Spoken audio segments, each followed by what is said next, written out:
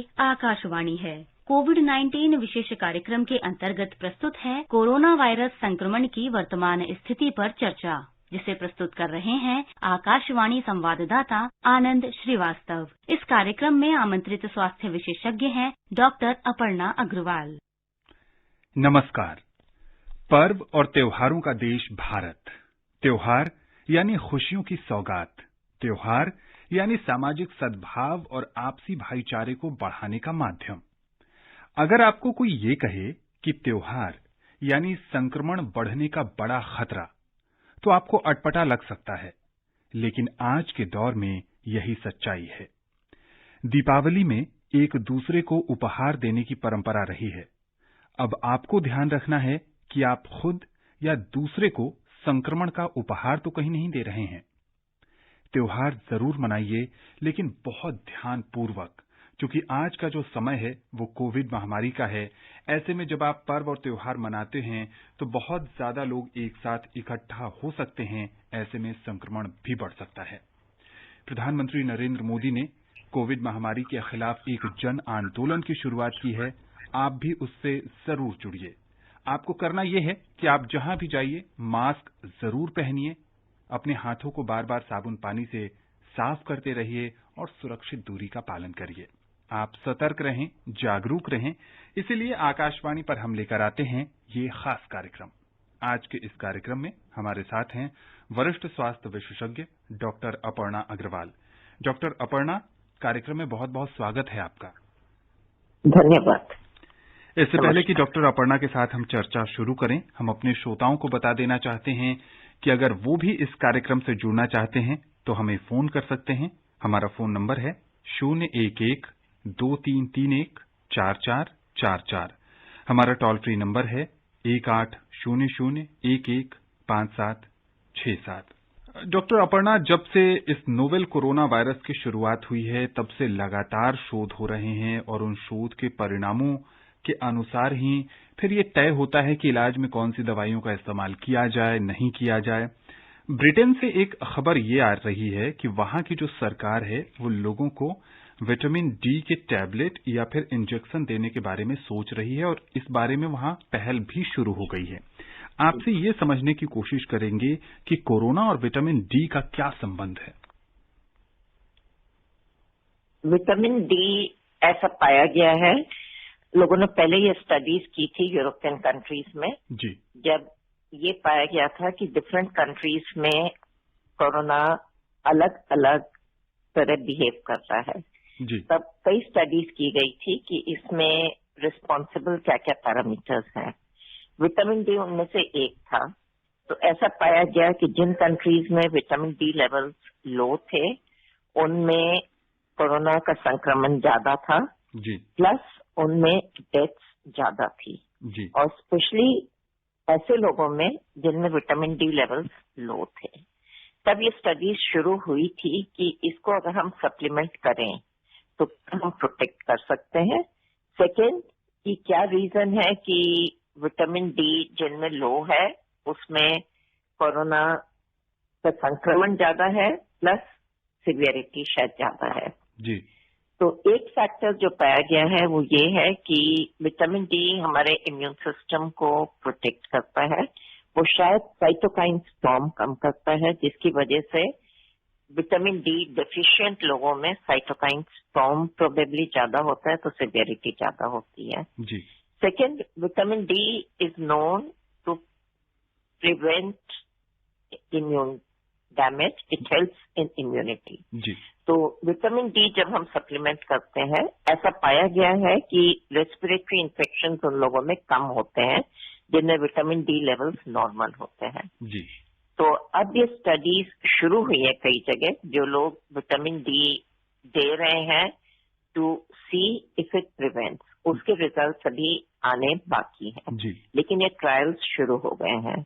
हालांकि एक्सपेक्टेड ये है कि जिन लोगों में विटामिन डी कम है उन्हीं लोगों में इसका बेनिफिट होगा। जी, लेकिन अभी ये रिपोर्ट्स शुरू हुई हैं, इसका रिजल्ट आने में थोड़ा सा टाइम लगेगा। बट हाँ, ये जरूर कई स्टडीज में पाया गया है कि जिन लोगों में विटामिन डी डेफिशिएंट है उनमें कोरोना का संक्रमण ज्यादा है प्लस सिवियरिटी और मोर्टेलिटी ज्यादा है। डॉक्टर अपर्णा, जो भी श्रोता ये कार्यक्रम इस समय सुन रहे हैं, अब उनके जहन में एक और सवाल उठ रहा होगा कि क्या वो विटामिन डी किसी और माध्यम से लेना शुरू करें, उसकी टैबलेट खाना शुरू करें, ताकि उनमें अगर इसकी डिफिशियंसी होगी भी तो वो दूर हो जाएगी और वो कोरोना से बचने में बहुत हद तक कामयाब हो सकेंगे। क्या कहेंगी उन लोगों को आप? Vitamin D is called sunshine vitamin, जी, जो धूप से हमारे शरीर में, स्किन में बनता है। जी, इंडिया में धूप की कमी नहीं है, लेकिन फिर भी बहुत लोगों में विटामिन डी डेफिशिएंसी पाई गई है। उसका रीजन ये भी हो सकता है कि शायद हमारी बॉडी में पूरी तरह से यूटिलाइज नहीं कर पाते हैं हम। There is some defect genetic in Indians, जिसकी वजह से हम पूरा यूटिलाइज नहीं कर पाते हैं। जी, तो उस पर स्टडीज चल रही हैं।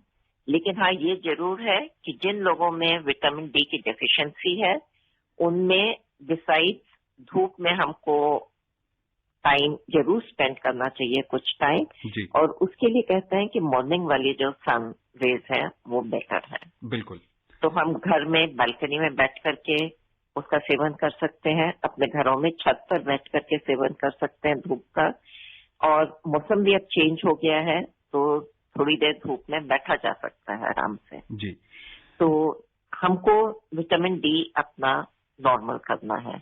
अगर धूप से, कई लोगों में धूप में बैठने के बावजूद भी अगर विटामिन डी नहीं बनता है, तो हम इनको टैबलेट से या सैशे से या लिक्विड ड्रॉप्स भी आती हैं जो बच्चों में दे सकते हैं, जिसके दरमियान हम इसको पूरी कर सकते हैं। बिल्कुल ठीक।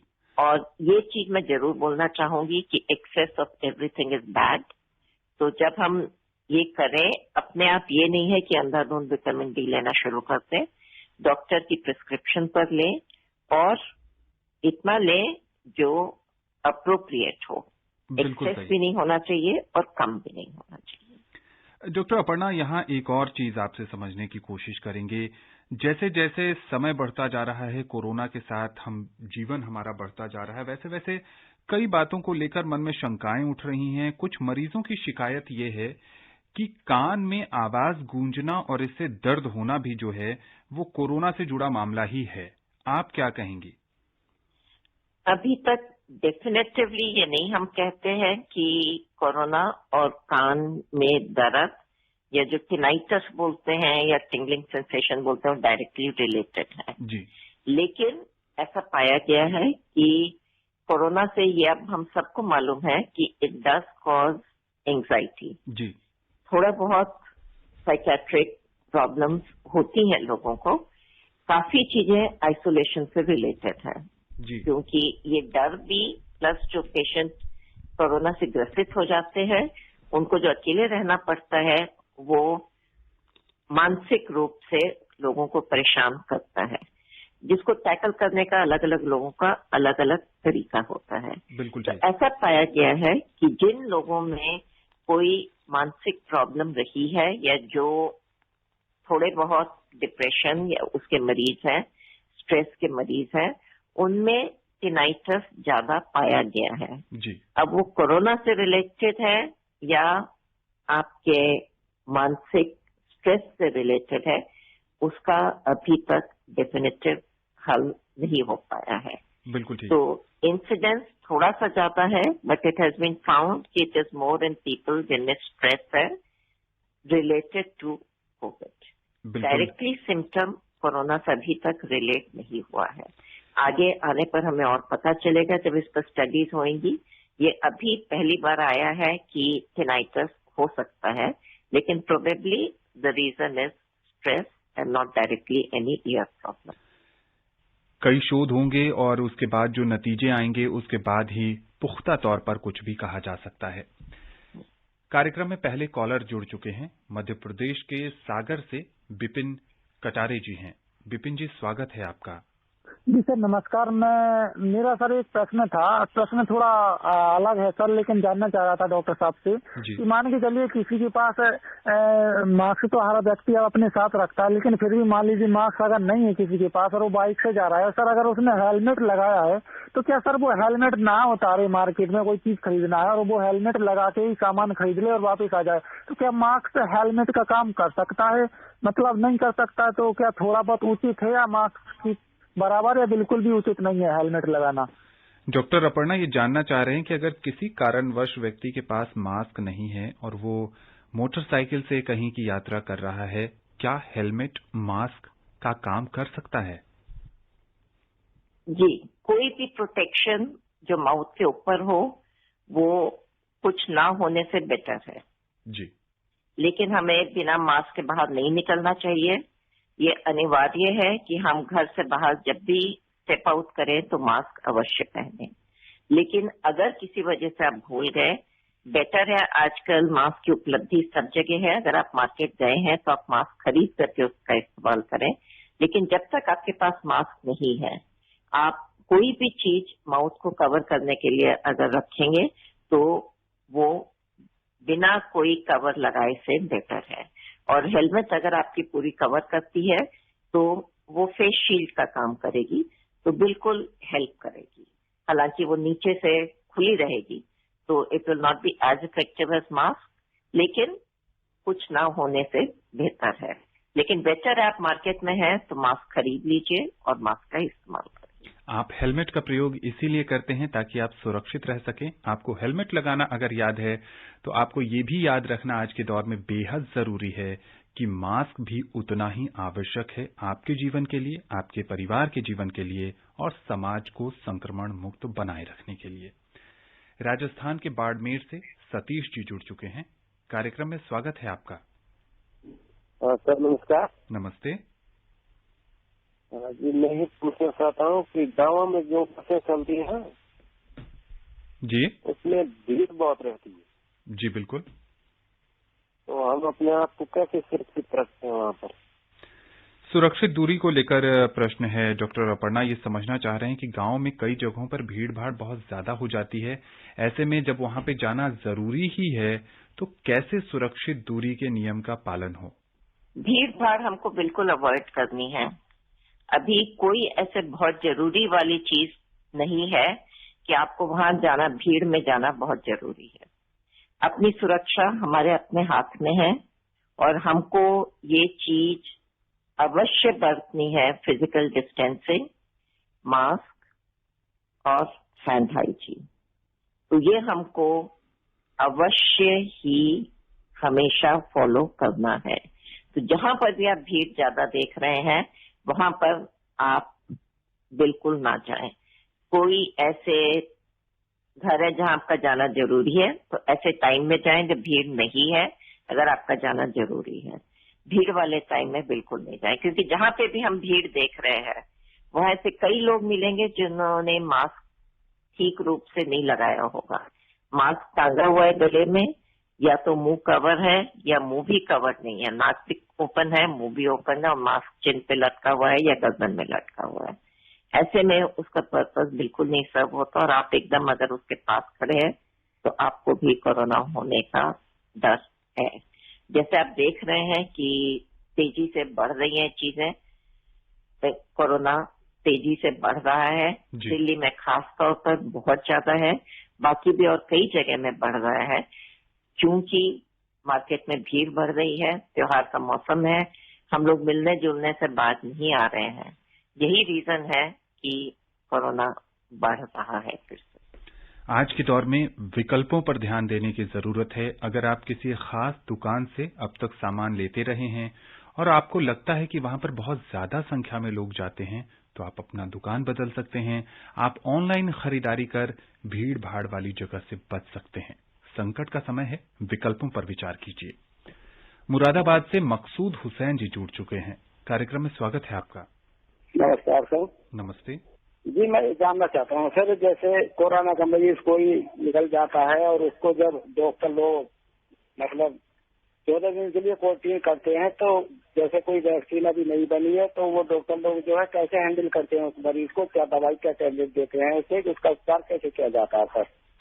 बिना दवाई के कोरोना संक्रमित लोगों का इलाज कैसे हो रहा है, इनका पूछना ये है कि जब तक कोई प्रॉपर मेडिसिन नहीं है तो क्वारंटीन की अवधि के दौरान मरीजों का इलाज कैसे होता है? हम लोग सिर्फ सिम्टोमेटिक ट्रीटमेंट दे रहे हैं अभी। बहुत सारी दवाइयां ट्रायल स्टेजेस में हैं, कई ट्राई होकर के उनका रिजल्ट ऐसा आया है कि वो काम नहीं कर रही हैं।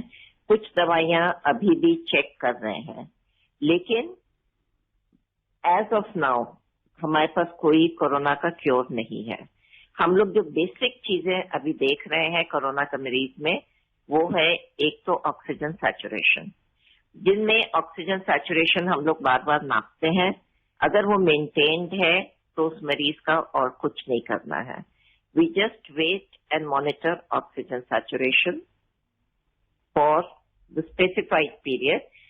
यूजुअली एक बार जब पॉजिटिव आ जाता है इंसान या जिनमें कोई सिम्टम्स होते हैं, उसके बाद तो 7 to 10 डेज, अगर कोई भी सिम्टम नहीं है तो तब तक मॉनिटर करते हैं। जिनमें सिम्टम्स हो तो जब तक सिम्टम्स एड्रेस नहीं करते हैं तब तक मॉनिटर करते हैं। बिल्कुल। सेकेंड चीज जो कोरोना में प्रॉब्लम होती है वो होती है उसमें इन्फ्लेमेशन की वजह से और एक ब्लड क्लॉट होने की वजह से जी।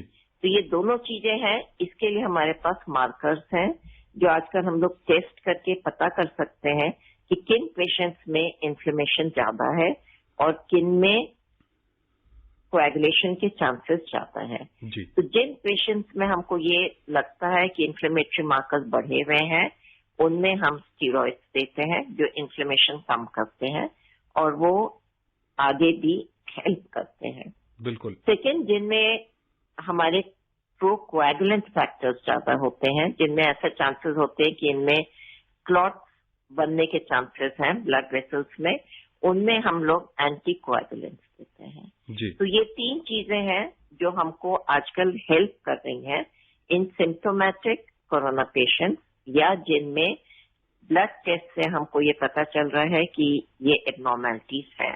These are 3 things which are definitive and which are helping. तो ये 3 चीजें हम लोग मॉनिटर कर रहे हैं। उसके अलावा जितनी भी दवाइयां हैं वो सब अभी फिलहाल एक्सपेरिमेंटल है। None have been proven to be definitely effective और बाकी हम लोग को देखना है। जी बिल्कुल, और इसीलिए प्रधानमंत्री ने नारा दिया है कि जब तक दवाई नहीं तब तक ढिलाई नहीं। मध्य प्रदेश के गुना से मांगे लाल जी जुड़ चुके हैं। कार्यक्रम में स्वागत है आपका। जी नमस्कार जी। नमस्ते। मैं मांगीलाल चंदेल बोल रहा हूँ, गुना मध्य प्रदेश से। जी पूछिए, क्या जानना चाहते हैं आप? सर जी, मैं डॉक्टर मैडम साहब से ये जानना चाह रहा हूँ कि ये कोरोना की बीमारी ग्रामीण क्षेत्र में बहुत कम है और बाजार में ज्यादा है, इसका क्या कारण है? गांव में कोरोना संक्रमण के मामले कम हैं और बाजार यानी शहरों में मामले ज्यादा हैं। इसके पीछे का कारण जानना चाहते हैं मांगेलाल जी। एक तो पॉपुलेशन शहरों में ज्यादा है, मार्केट्स में भीड़ शहरों में ज्यादा है, तो ये हम सब जानते हैं अब तक कि जहां पर भी भीड़ ज्यादा है वहां कोरोना का संक्रमण ज्यादा है। सेकेंड, मेरे ख्याल से बड़े शहरों में लोग शायद ज्यादा केयरलेस हो गए हैं अब। जो गांव में क्योंकि पॉपुलेशन कम है, जब लोग बाहर निकलते भी हैं तो उतनी ज्यादा भीड़ नहीं होती है एक जगह में। प्लस खुली हवा है तो ओपन में आउटडोर में लोग ज्यादा रहते हैं, उससे भी थोड़ा सा फर्क पड़ता है। And I think healthy habits भी ज्यादा है, ओवर क्राउडिंग कम है गांव में। ये सब चीजें की वजह से प्रोबेबली गांव में कम है। एंड थर्ड थिंग, शायद इम्यूनिटी भी गांव में शायद बेटर है क्योंकि लोग ज्यादा इन्फेक्शंस होते हैं, तो शायद हमारी बॉडीली इम्यूनिटी बचपन से फॉर इन्फेक्शन इज बेटर गांव में। तो अदरवाइज डेफिनेट रीजन नहीं मालूम है ये, लेकिन ये डेफिनेटली इंडिया के सर्वे ने बताया है कि गांव में कोरोना का संक्रमण कम है शहरों के मुताबिक। बिल्कुल कम है, पोल्यूशन भी शायद शहरों में ज्यादा है और pollution is related to Covid, तो that may be one more reason कि शहर में कोविड ज्यादा है। जी बिल्कुल। और एक आम धारणा जो लोग गांव में रहते हैं उनकी ये है कि जो शहर में लोग रहते हैं वो ज्यादा पढ़े लिखे हैं, ज्यादा आधुनिक हैं और उन्हें दुनिया की समझ ज्यादा है। ऐसे में जब प्रश्न ये उठता है कि गांवों के मुकाबले शहरों में कोरोना संक्रमण बहुत तेजी से बढ़ रहा है, तो एक जिम्मेदार नागरिक होने के नाते हम सबको ये समझने की और सोचने की जरूरत है कि हम कहां लापरवाही कर रहे हैं। मास्क लगाने में, हाथ धोने में या भीड़-भाड़ वाली जगह में बेवजह जाने की। ऐसे में सोचिए, समझिए, क्योंकि जैसे जैसे संक्रमण बढ़ता जाएगा वैसे वैसे आपको और आपके परिवार को भी खतरा पड़ सकता है। डॉक्टर अपर्णा, आपसे ये भी समझने की कोशिश करेंगे कि जब एंटीबॉडीज की हम बात करते हैं तो कुछ शोध के नतीजे ये भी बता रहे हैं कि बड़ों के मुकाबले बच्चों में एंटीबॉडीज ज्यादा दिनों तक देखी गई हैं। क्या कारण है इसका? जी, इम्यून सिस्टम एकदम छोटे बच्चों को छोड़ करके बाकी बच्चों में बेटर है जी। तो जैसे जैसे एज बढ़ती जा रही है, एल्डरली में एंटीबॉडीज पाई गई हैं कि कम बनती हैं और कम टाइम के लिए रहती हैं। बच्चों में एंटीबॉडीज ज्यादा बन रही है and probably they are lasting for a longer period. एक और ये पाया गया है कोविड में कि बच्चे मोस्टली एसिम्प्टोमेटिक ज्यादा होते हैं, लेकिन कुछ बच्चों में ये ज्यादा सीवियर डिजीज होती है बिकॉज ऑफ साइटोकाइन स्टॉर्म। जी। तो वो चीज बच्चों में ज्यादा पाई गई है as compare to middle age and adults and middle age people. जी बिल्कुल। तो ये पाया गया है, तो that is possibly because of the innate immunity. बिल्कुल। लुधियाना से काला जी जुड़ चुके हैं, कार्यक्रम में स्वागत है आपका। जी सर, हेलो, नमस्कार। नमस्ते जी सर, मैं काला ढोलवाल लुधियाना के डंगोरा गांव से बात कर रहा हूँ। जी, पूछिए क्या जानना चाहते हैं आप? जी, मैम जी को भी मेरा नमस्कार। मैडम जी, मेरे दो सवाल हैं आपसे। नमस्कार। हाँ जी। एक तो मेरा ये सवाल है, जैसे हम लोग आंखों से ब्लाइंड है, मैं जैसे ब्लाइंड हूँ आंखों से जी, और क्योंकि हमारे जैसे और बहुत लोग हैं जी, स्टडी भी करते हैं और कहीं जाते आते भी हैं, तो उन्हें किसी किसी का सहारा लेना पड़ता है। बिल्कुल। तो वो जो सहारा लेते हैं, वो किसी को क्या पता भी इनको कोरोना है या नहीं है ना जी। तो हम अपनी सावधानी कैसे रखते हैं? और दूसरा सवाल मेरा यह है कि अपना इम्यूनिटी सिस्टम जो है जी, उसको कैसे प्रॉपर हम बढ़ाएं? किसी भी दो लोगों के बीच सबसे बड़ा जो रिश्ता होता है वो भरोसे और विश्वास का होता है। डॉक्टर अपर्णा, ये सवाल शायद उसी से जुड़ा हुआ है कि जिसका हम सहारा ले रहे हैं, ये नेत्रहीन है और ये जिस सहारे से आगे बढ़ रहे हैं या कहीं की यात्रा कर रहे हैं, उनको कैसे समझाएं या वो उनको कैसे पहचानें कि उनको कोरोना है या नहीं और उनसे इनको संक्रमण हो सकता है या नहीं, इसी दुविधा में है ये। एक चीज तो मैं सबसे पहले ये कहूंगी, जैसा आपने कहा है जी कि जागरूक इंसान और ये जी, जो भी कोई ऐसा इंसान है जिसको कोई भी सिम्टम्स है जी, जो कोरोना के हो सकते हैं, उनको बार बार सब चैनल्स में बोल रहे हैं, न्यूज में बोल रहे हैं, टीवी में बोल रहे हैं, हम डॉक्टर्स बोल रहे हैं कि आप घर से बाहर मत निकलिए, बिल्कुल, और मास्क पहन के रखिए।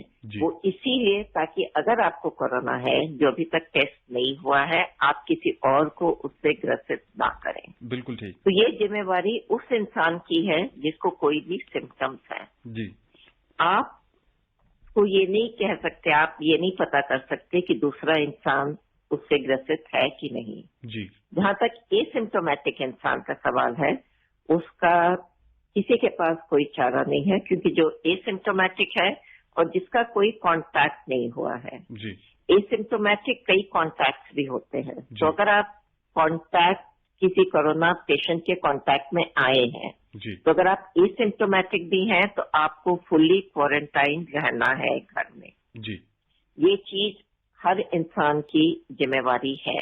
तो हमको ये खास ध्यान रखना है ताकि हम किसी और को ग्रसित ना करें। और अगर हमें कोई भी सिम्टम है तो हमको दूसरे को हेल्प करने के लिए आगे ना बढ़े।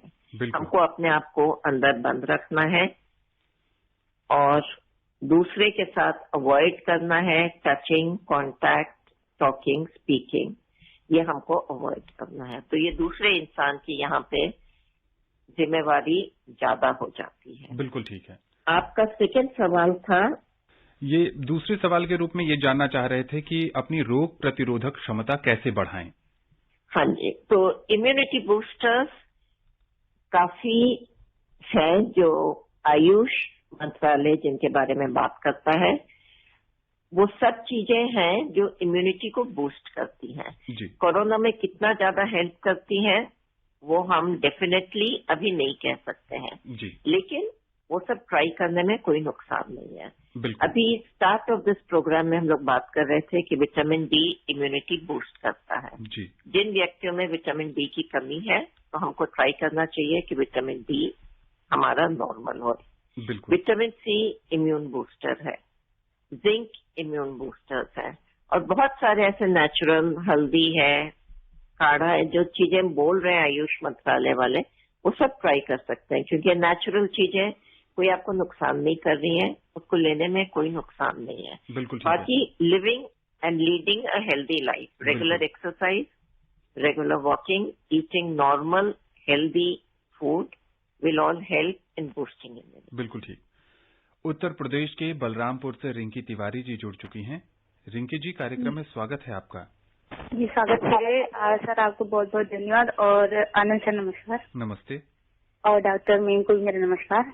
नमस्कार सर, मेरा क्वेश्चन है कि जैसे मेरे घर में से शादी होने वाली है और उसी टाइम में हमारी दीदी की शादी होने वाली है, ओके, तो उनका जयमाल सिस्टम से होगा, तो हमें दोनों में भूमिका निभानी, तो सर हम अपने आप को कैसे बचाएं? जैसे कुछ जो है दोनों में हमें रहना पड़ेगा, तो सर बचाना बहुत जरूरी, भीड़ भाड़ ज्यादा होगी तो कैसे बचाएं? घर में शादी का समारोह है, ऐसे में बड़ी तादाद में लोगों के आने की संभावना है, ऐसे में खुद को संक्रमण से कैसे बचाएं? कि अभी तो लिमिट है लोगों की कि आप शादी में कितने लोगों को बुला सकते हैं जी, और जितनी अभी गवर्नमेंट ने लिमिट बढ़ाई है, अगर आप उससे भी कम रखें तो और बेहतर है जी। एक टाइम एक मील में हम लोग लिमिट कर सकते हैं जी। शादी के फंक्शन में अलग अलग फंक्शन होते हैं, आप एक एक फंक्शन में अलग अलग लोगों को बुला सकते हैं जो आपके जरूरी हैं जी। लेकिन लिमिटेड नंबर ऑफ गेस्ट रखें जी। मास्क हमेशा पहने जी। इकट्ठे जो हंसी मजाक ज्यादा होता है शादियों में, इकट्ठे बैठ करके जो से हंस के बातें कर रहे हैं, खाना इकट्ठे खा रहे हैं, वो अगर हम लिमिट कर सके तो उससे हम अवॉइड कर सकते हैं। टेबल्स वेल स्पेस्ड रखिए, जैसे हॉल बड़ा होए, लोग कम होए, अलग अलग टेबल पर लोग बैठ सकते हैं, खाना डिस्टेंस पर बैठ करके खाएं। बिल्कुल। और बहुत ज्यादा शोर शराबा, हंसी मजाक, हंसना खेलना विदाउट मास्क बिल्कुल नहीं होना। बिल्कुल। डॉक्टर अपर्णा, अब कार्यक्रम में समय नहीं है कि आपसे किसी और पहलू पर चर्चा करें। आकाशवाणी के इस कार्यक्रम से जुड़ने के लिए और विशेषज्ञ राय साझा करने के लिए आपका बहुत बहुत शुक्रिया। धन्यवाद। डॉक्टर अपर्णा ने एक बहुत अच्छी बात कही कि अगर आपके घर में शादी समारोह है तो ऐसा नहीं है कि स्टाइलिश दिखने के लिए या फिर भविष्य की तस्वीरें अच्छी आएं इसलिए आप मास्क न पहने। आजकल डिजाइनर मास्क भी आ गए हैं, आप मास्क जरूर पहनिए, क्योंकि शादी ब्याह के समारोह में बहुत सारे ऐसे भी लोग होते हैं जिनसे हम बहुत दिनों से नहीं मिले होते हैं और हमें पता नहीं है कि उनको संक्रमण है या नहीं है। तो जो भी कोविड कवच है उसका जरूर इस्तेमाल करिए, खुद संक्रमण से बचे रहिए और अपने परिवार को भी खुशहाल बनाए रखिए। स्वस्थ रहिए, खुशहाल रहिए। नमस्कार।